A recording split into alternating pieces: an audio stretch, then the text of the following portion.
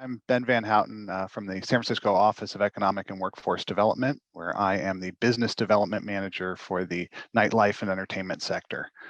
This position emerged out of an economic impact study in 2012 that was really our first effort to define the scope and scale of the San Francisco nightlife industry. San Francisco had had a number of really positive improvements in how we approach nightlife from a regulatory perspective with the creation of the Entertainment Commission, but still business owners felt challenged and confused by the wealth of different permits and other obligations and requirements. And I think still that nightlife was not well understood by city departments and state government as well. So having a more proactive approach to thinking about nightlife from a business development perspective really made sense. So out of that 2012 economic impact study, which found that nightlife was a $4.2 billion industry with 48,000 employees across the sector, my position was created. And over the last 9 years, we've been working effectively on a variety of different one-on-one business assistance projects, but also really looking from a policy perspective at some of the many challenges that the nighttime economy faces. I think that it's very understandable that city governments and state governments often don't really understand nightlife, don't understand its unique complexities, its unique challenges, which is why it's important to have staff positions and people who can work across departments and make those connections and help translate government to the industry and also translate the industry's needs to government. So over the last several years, we've worked on local planning efforts to make it easier and more understandable about how to start a nightlife business. We've worked on liquor license reforms at the state level to support neighborhood corridors, have neighborhood restaurants. We're working on supporting our music venues with additional state liquor licensing reform.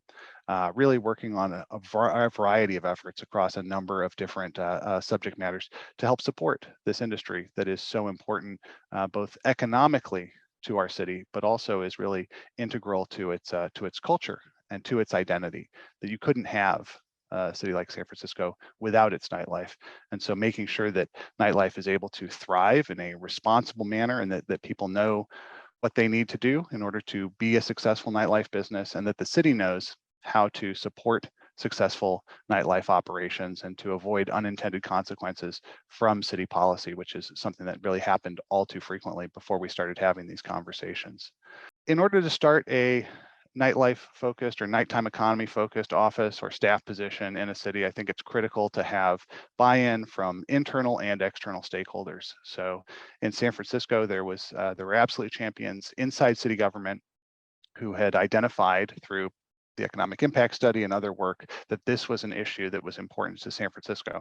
And that work was complemented by external stakeholders who validated the need for more government engagement in a proactive and supportive way to help this industry. So that combination of internal and external stakeholders helped get the role here moving forward. This is a role without a regulatory component. There's no enforcement in our work. It's really about supporting a holistic and thriving industry.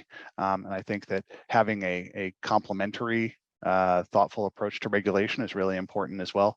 But it's really valuable and I think effective to be identified as a trusted partner for the industry and for government to find ways for all of us to work together to support this industry that's so important and support a city that everyone across the board is really passionate about seeing, especially during this time of economic recovery. I think that nightlife and the nighttime economy is going to be even more critical moving forward, both to see the industry's recovery out of the pandemic, but also as the city continues to grow and change, that nightlife will continue to be one of its key economic engines.